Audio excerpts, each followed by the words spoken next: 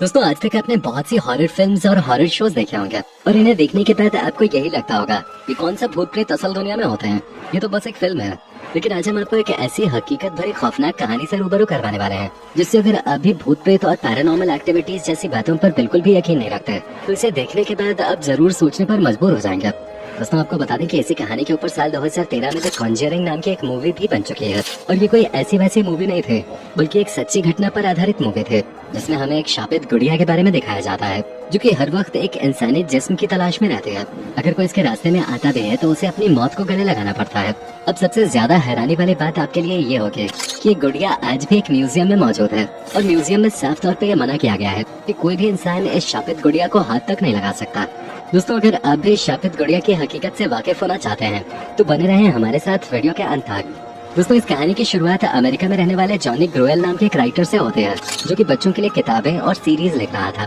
जब जॉनी उठकर अपने घर के पीछे वाले हिस्से की तरफ जाता है तो उसे वहाँ पर एक गुड़िया पड़ी हुई मिलती है जिसका नाम एनाबेल बताया जाता है।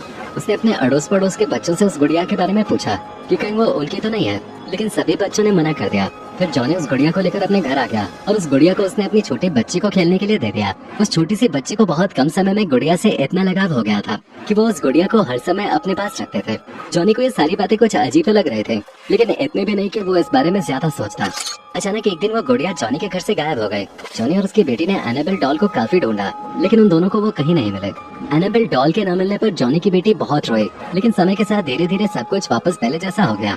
थोड़ा समय बीतने के बाद जब जॉनी की बेटी करीबन 13 साल की हुई तो उसे एक बीमारी ने घेर लिया। हालांकि डॉक्टर्स ने जॉनी की बेटी को कुछ इंजेक्शंस देकर बीमारी का इलाज भी अच्छी तरह से किया था लेकिन फिर भी उसकी बेटी की बहुत ही रहस्यमयी तरीके से मौत हो गई। इन सब के बाद जॉनी ने अपनी जिंदगी की इस कहानी के ऊपर एक किताब भी लिखी और उस किताब के कवर फोटो पर एनाबेल डॉल की तस्वीर नजर आई थी। ये किताब फेमस तो बहुत हुई लेकिन जिस किसी ने भी इस किताब में जॉनी की बेटी के बारे में पढ़ा वो सभी इस किताब को लेकर हैरान हो गए।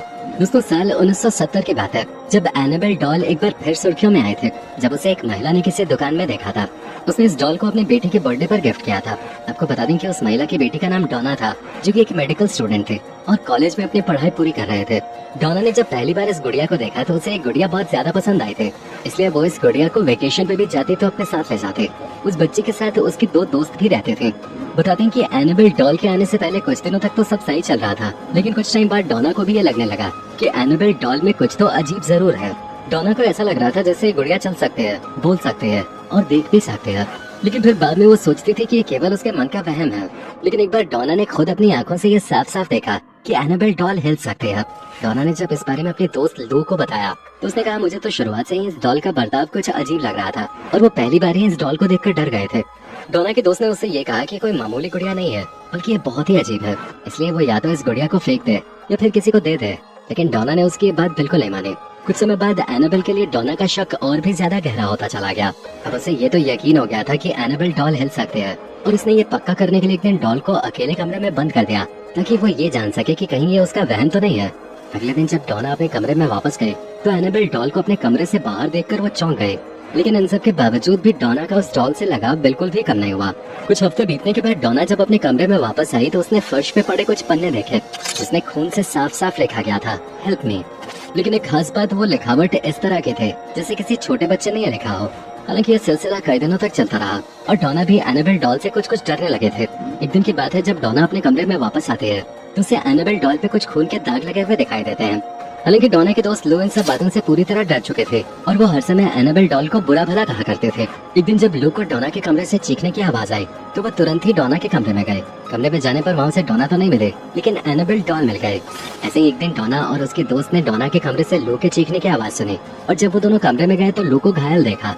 लू के पूरे शरीर पर चोट के निशान थे और वो बहुत ज्यादा डर जाने की वजह से बेहोश हो चुके थे।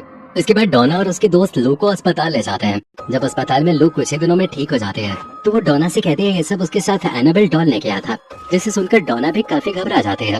इन सब के बाद डोना एनाबेल डॉल को लेकर एक चर्च में फादर के पास जाते हैं। एनाबेल डॉल को देखने के बाद फादर उसे कहते हैं कि एक शापित गुड़िया है और इसमें एक शैतानी आत्मा का साया है। फादर इस गुत्थी को सुलझाने के लिए डोना को एक पैरानॉर्मल एक्सपर्ट के पास भेजते हैं। उन दिनों अमेरिका में एक कपल पैरानॉर्मल एक्टिविटीज का एक्सपर्ट माना जाता था जिनका नाम एडविन वैरन माइनी और लॉरेन रीटा वैरन था। जब एडवर्ड और लॉरेन को इस एनाबेल डॉल और इसकी हरकतों के बारे में बताया गया तो ये सब जानकर वो भी भौंचक्के रह गए। इसके बाद दोनों पति पत्नी डोना के घर जाते हैं एडवर्ड और लॉरेन दोनों डॉना और उनके दोस्तों से बात करने के बाद ये कहते हैं कि आज से तुम लोग एक हफ्ते तक इस डॉल की सभी हरकतों पे नजर रखोगे। वो तीनों दोस्त एक हफ्ते तक इस डॉल की सभी हरकतों पर नजर रखते हैं।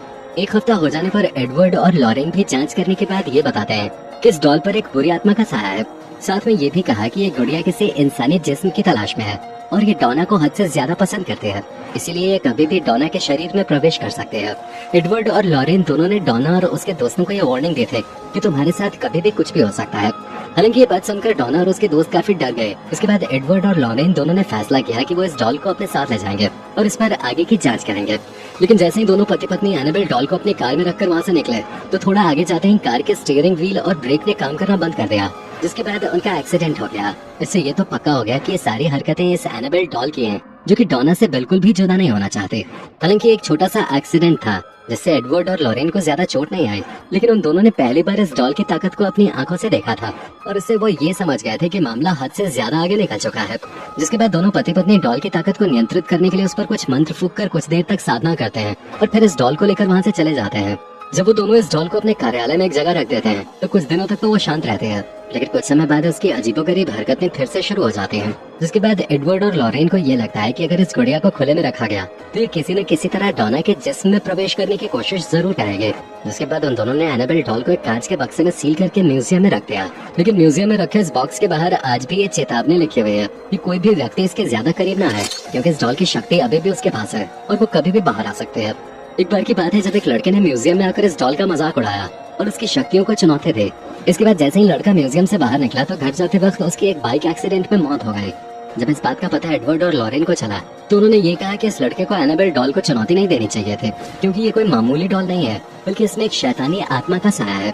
वैसे दोस्तों कमेंट करके बताइए कि आपको इस बारे में क्या लगता है। क्या एनाबेल डॉल के अंदर हकीकत में किसी शैतानी आत्मा का साया है या फिर ये सब कुछ एक इत्तेफाक है। उम्मीद करते हैं आपको हमारी आज की वीडियो पसंद आई होगी। अगर पसंद आई है तो वीडियो को लाइक करके अपने दोस्तों के साथ शेयर करना ना भूलें और ऐसे ही वीडियोस के लिए इस चैनल को सब्सक्राइब करके बेल नोटिफिकेशन को भी जरूर ऑन कर लें। धन्यवाद।